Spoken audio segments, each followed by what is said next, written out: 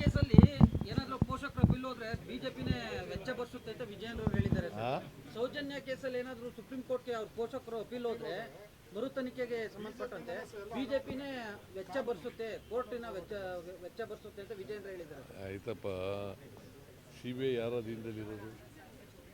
ಯಾರ ಕಾಲದಲ್ಲಿ ಕೊಟ್ಟರು ಜಡ್ಜ್ಮೆಂಟು? ಅಲ್ವಾ? ಅವರು ಅಕ್ಯೂಟ್ ಮಾಡಿಬಿಟ್ಟು ಈಗ ಸುಪ್ರೀಂ ಕೋರ್ಟ್ಗಾಗಿ ಖರ್ಚು ಕೊಡ್ತೀವಿ ಅಂತಂದ್ರೆ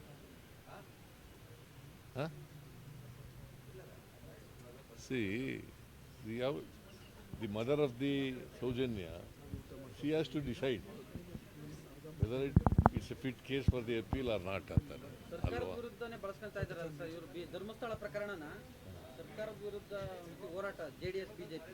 ಏನು ಬಿಜೆಪಿ ಸರ್ಕಾರದ ವಿರುದ್ಧ? ಧರ್ಮಸ್ಥಳ ಚಲೋ ಮಾಡಿದ್ರು. ಧರ್ಮಸ್ಥಳ ಚಲೋ ಮಾಡಿದ್ರು ಸರ್ ಯಾರು? BJP JDS. ರಾಜಕೀಯ ಚಲೋ ಅದು.